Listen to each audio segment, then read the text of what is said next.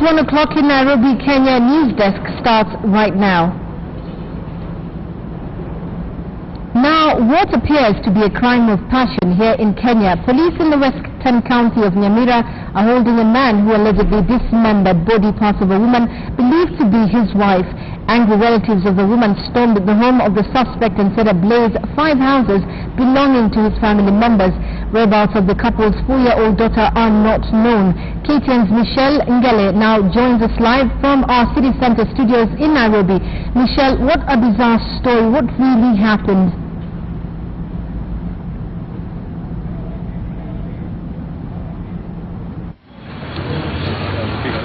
38-year-old Samuel Nyakwara is in police custody, alleged to have brutally killed his 40-year-old wife, Beatrice Masuka. Residents say that Beatrice went missing on Thursday. Her badly mutilated body parts that left residents reeling in shock were retrieved by police yesterday evening from a local stream in Kenya's Bunegubo village, Namira County. According to Namira County Police Commander Marungu Mondoy, the first discovery of the body parts was made on Saturday by children who were out on a swimming spree at Charachani River when they stumbled upon a foot severed at the ankle. There are body parts which have been found in the river. Initially, we didn't know whether it was a female or a male, but we just to learn later on that it is a female. But we cannot even identify, or it could not be identified because the body was totally dismembered. It took the police over 4 hours to collect the body parts. The whereabouts of the couple's 4-year-old daughter are unknown. Locals allay fears that she may also have been killed and her body dumped at an unknown place. According to residents, the suspect had previously served 3 years in a rehabilitation center after he allegedly killed 2 of his daughters by poisoning them. Alikuja akaua kitambo kidogo hapo, aliwanga watoto wake, bibi akatoroka. Na juzi tena tumesikia ameua bibi, ameweka kwa maji. Na bibi tuvilaliulizwa, alisema si yeye na akaenda kuripoti kwa Mugambi. Huko kwa Mugambi vilaliulizwa akakataa akatoroka kwa polisi, ndio watu walienda kumfight huko, polisi wakamuokoa. Alifanya mbaya, tena alikuwa anapika anaua watoto ngine ya kwanza. Sasa hii ni ya pili. There was tension at the village after angry relatives of the killed woman invaded the suspect's home and torched 5 houses belonging to his family members. A police vehicle was also partly destroyed as irate villagers pelted the law enforcers with stones as they drove into the village to silence the escalating chaos. The suspect managed to escape the wrath of the angry villagers baying for his blood and sought refuge at the Meruka administration police line. So far we've managed to quell the riot. What we're trying to do is to do investigations, although the suspect has been cited this morning and has been apprehended and they definitely appear before court. The police say they're treating the suspect as a first offender until records of his previous acts are confirmed. Michelle Ngele, KTN News. Truly unfortunate incident there. Maseno University closed indefinitely following elections on Monday. Police have confirmed that 1 student died in the melee, although students say 2 of their colleagues died and others injured during a confrontation with police in Kisumu. Now wrangles developed after 2 factions campaigning for the students' elections started fighting. The elections are scheduled to take place in October 15th. This comes just days after the institution's administration block was burnt down in an arsonist attack which police believe was orchestrated by the students. The administration had barred some students from contesting in the elections, and this is believed to have spurred the violence. Police are currently at the scene.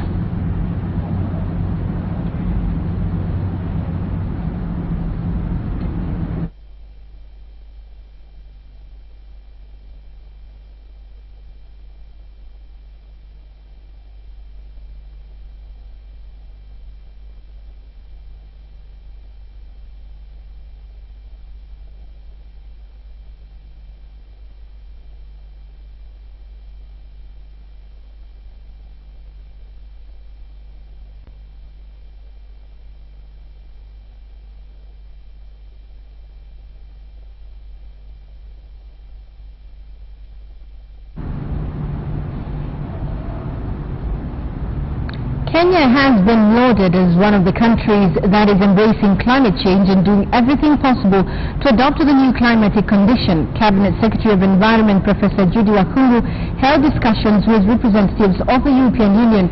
Now, the discussion highlighted the EU and Kenya stepping up cooperation on climate changes. This comes ahead of the 21st session conference of parties that will be held in Paris towards the end of this year.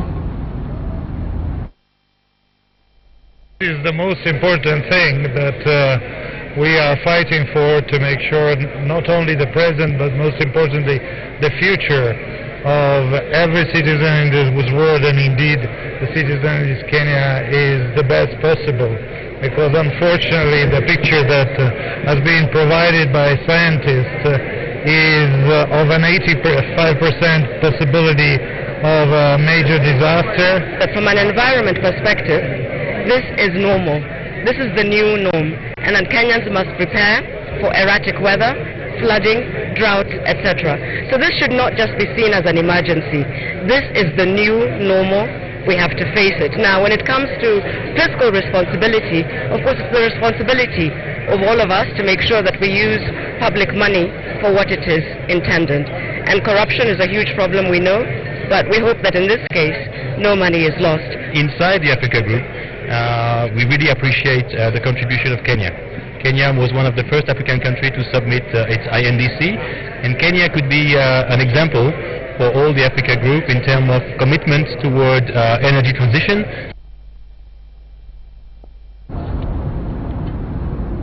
Now, the National Lands Commission is raising alarm over what they term as a possible clash in roles between the Commission and the Ministry of Lands following recommendations made to the Parliamentary Committee on Lands that they insist have not been adopted. The Commission is concerned about Clause 8.1 of the Community Land Bill 2015 that gives the Lands Cabinet Secretary powers to gazette and adjudicate programs for purposes of registration of community land, a role they say should be conducted by the Commission. Hatupigani mambo ya Land Commission, hapana. Hivi Kenya ni kubwa kuliko Land Commission. Sisi tuko hapa, tutaenda zetu. These amendments are for the people of Kenya. It is what the National Land Commission has seen would be good for the people of Kenya going forward and on implementing land reform.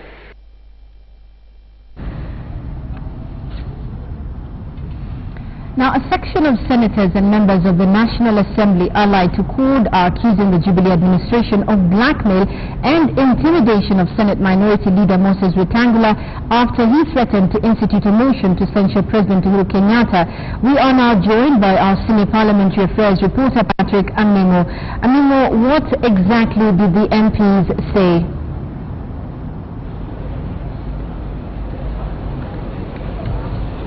Indeed, these concerns of the section of members of allied to CORD comes just after following media reports that the Independent Electoral Boundaries Commission was planning to take a report by the Supreme Court to the Director of Public Prosecutions with the possibility of seeing whether it's possible to strike out the name of Bungoma Senator Moses Wetangula, who is also the minority leader in the Senate. So the MP say that this particular action, they're accusing IEBC of being used by the executive for its own political machinations. Vehemently resist these attempts because they feel it's a political game meant to intimidate CORD and disrupt CORD's activities. They question why the move now, immediately after Bungoma Senator Moses Wetangula threatened that he was to introduce an impeachment motion against President Uhuru Kenyatta. So these members, who include members of the National Assembly and the Senate, are reading politics into this particular matter. Remember, this particular case was the subject of a court petition in Bungoma, which later the court dismissed that election, and we had a by-election which Moses Wetangula vied and won with an overwhelming majority against his opponent, then political opponent, Musikari Kombo of Newford, Kenya. So they're also reading politics into this, and they say that the Supreme Court does not have power to investigate criminal offenses, and it's only the Director of Public Prosecutions who is given that mandate. They say when the matter was, the Director of Public Prosecutions did invite the Director of Criminal Investigation Department to investigate the matter, and CID officers said there was no sufficient evidence that there was any criminality on that voter bribery. So they are reading into all this matter as politics, and they say that they are not aware when the DPP office reopened the file which was closed, because they claim some of the Senator Moses Wetangula has not been invited to give his side of. Thank you, Amimo. Earlier on, we heard that MPs wanted to petition the United Nations in the case of Deputy President William Ruto. Kindly tell us what that was about.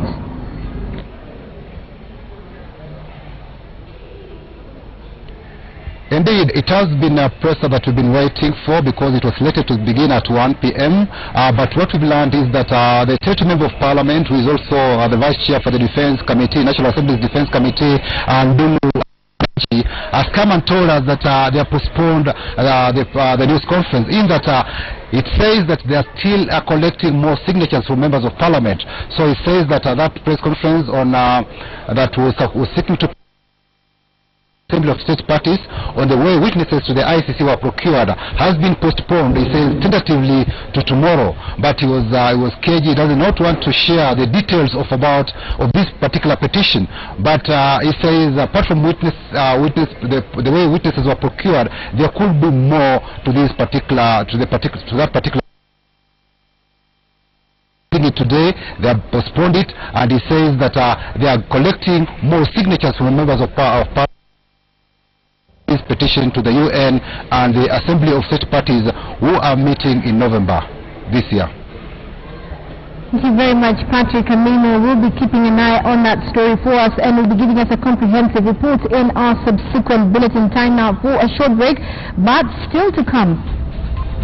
In what appears to be a crime of passion here in Kenya, police in the western county of Namira are holding a man who allegedly dismembered body parts of a woman believed to be his wife. Angry relatives of the woman stormed the home of the suspect and set ablaze 5 houses belonging to his family members. Now, the whereabouts of the couple's 4-year-old daughter are not known.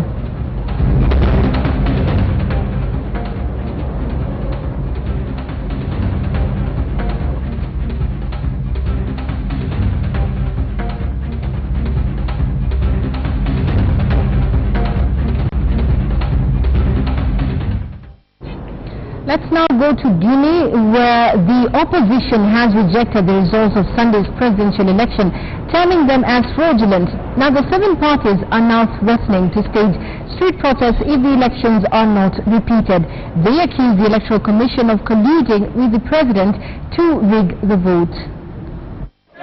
After an election that analysts say should have put Guinea on a firm democratic path, the opposition has thrown a spanner in the works. All 7 candidates, including the main opposition contender, Selou Diallo, calling a news conference in Conakry to reject the outcome even before it is announced. They claim their agents were barred from accessing polling stations. Our representatives are systematically refused access to polling stations and currently to administrative commissions. A lot of them have been hit and imprisoned, in particular in northern Guinea. I've got a lot of people in prison at the moment for offences that do not constitute offences. Yesterday we had to call the Ministry of Justice because one of my representatives has taken the picture of an 8-year-old who was voting. They also allege intimidation by the government. At this moment, my family compound is being circled in Kurasa. Stone throwing has been recorded. It is probably on social media at the moment. And this has been organized by the RPG deputy, the uninormal deputy, a man called Ali Kaba. un certain Ali Kaba. Observers say the election recorded a massive turnout, but the opposition insists the numbers gave the government a chance to fiddle with the results. And now they want a rerun, or they will stage protests against the incumbent president Alpha Condé. Avec M. Alpha Condé, il n'y a pas de place pour le dialogue et la concertation. Il dit que vous vous soumettez. With Mr. Alpha Condé, there is no room for dialogue and consultation. He dictates, you submit yourself. The CENI executes.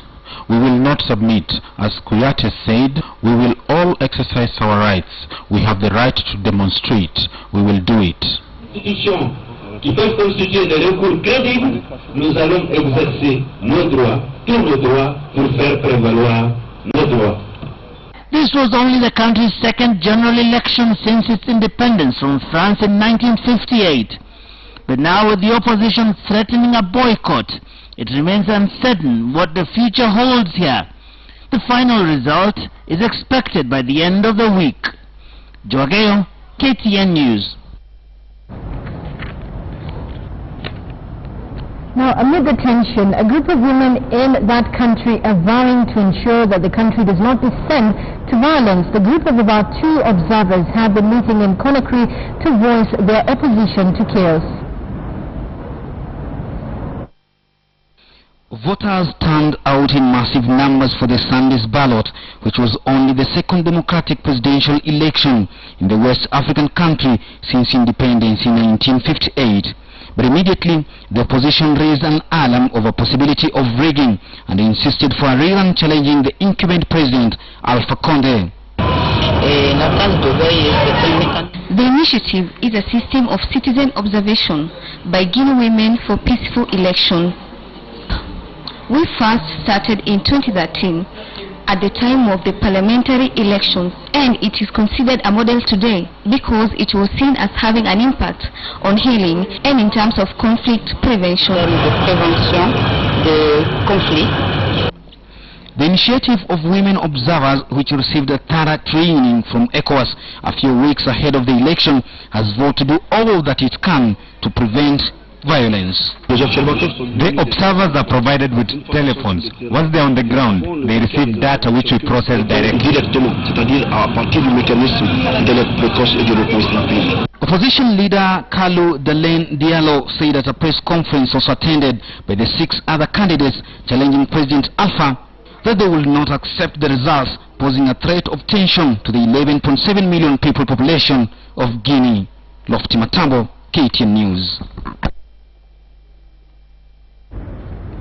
Now, 2015 is a critical year for African democracy, with citizens going to the polls. At least a dozen African countries, Nigeria and Lesotho, showed a peaceful transfer, and the status quo in Sudan. We've also seen that.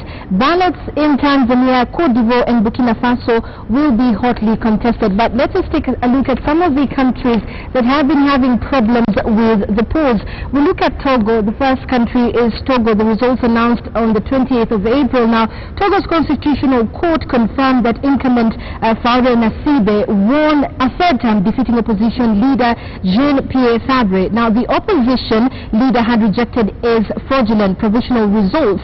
The victory in the largely peaceful election will to more than half a century, because Nasibe has been president since 2005, when his father died after 38 years of the West African nation. Let us now go to Sudan.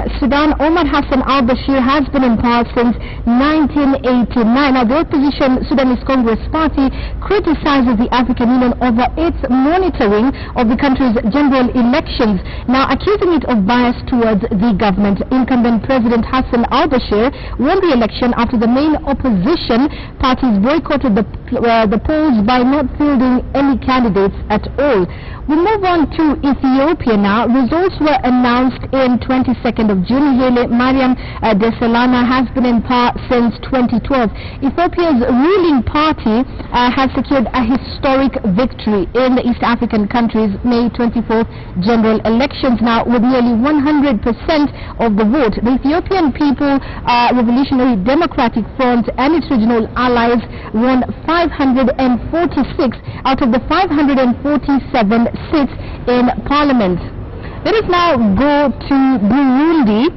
In Burundi, the elections are scheduled for the 21st of July. They were scheduled for the 21st of July, and the government of Burundi and the political opposition failed to agree on the electoral process, with the opposition stating that the government is violating the constitution and the Arusha agreement, which brought an end to the civil war. We move on to Burkina Faso. Here the elections were postponed, and Burkina Faso soldiers marched into the capital Ouagadougou without resistance as the country's army chief began surrender talks with the group that staged a coup against the government. Let's now go to the next board, where it is Ivory Coast. The elections were to be held on the 25th of October, and as Côte d'Ivoire inches closer to its first election since the violently disputed polls of 2010, efforts to deliver justice, promote reconciliation and disarm fighters are being criticized for failing to shield the country from renewed instability. Moving on now to the Central African Republic. Elections date is a no. Now, after twice postponing the elections, the head of the authority in charge of elections in conflict-torn Central African Republic resigned over pressure to hold national polls before the end of 2015. Now, however, a transitional authority scheduled the first round of the presidential and legislative polls for October 18th. We move on to Guinea now. The 11th October, and Alpha Conde has been in power since 2010. Guinea's opposition candidate said that they will not recognize provisional results for the country's presidential elections, citing fraud and a move criticized by the government.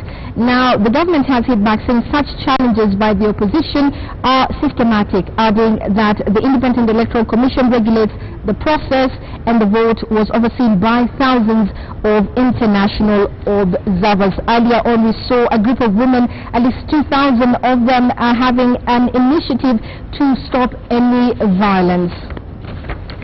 Now, away from that, we move on. Former FIFA Secretary General Michael Zen Refinen has been asked to stand for the presidency of soccer's governing body and is studying the situation. Zen Refinen, a former referee, did not say who had suggested the stand. He served as FIFA's Secretary General from 1998 to 2002 and left after falling out with FIFA President Sepp Blatter. FIFA is due to choose a successor to Blatter, who is now in his 5th mandate, at an extraordinary Congress on February the 26th. Embroiled in a corruption scandal, Blatter was suspended for 90 days by FIFA's Ethics Committee on Thursday, along with the UEFA President Michel Platini, pending a full investigation. Both have announced they will appeal and have denied wrongdoing. Until recently, Platini had been the favorite to replace Blatter. Zen Refinen was a fierce critic of Blatter's presidential style, and 1 month before the presidential election in May 2002, he produced an explosive report accusing Blatter of mismanaging FIFA's finances. He highlighted misleading accounting practices and evidence of conflicting interests, which led to 11 FIFA Executive Committee members bringing a criminal complaint against Blatter. Blatter, however, went on to beat Ishaya in that month's election in Seoul. The legal action was withdrawn and Zen Refinen stepped down. Platini's suspension has left the presidential race wide open. A deadline for candidates to formally submit their bids, which must have the written endorsement of 5 national football associations, on October the 26th. Prince Ali bin Al Hussein of Jordan is the only remaining candidate who has experienced a FIFA election, having lost to Blatter in May this year. Former Brazil international Zico and former Nigeria international Segun Olegbami have both indicated they will run but have struggled to make headway. Musa Bilete, the president of the Liberian FA, has said he will stand, but was turned down by the Confederation of African Football when he asked for their backing. South Korea's Chung Mong-yoon, the son of Korea's Hyundai industrial conglomerate, And another hopeful was last week banned for 6 years by FIFA's Ethics Committee, effectively ending his hopes of running. Well, that's it on Newsdesk on KTN Home, but join me on the other side for the continuation of this bulletin. But let's take a look at the weather.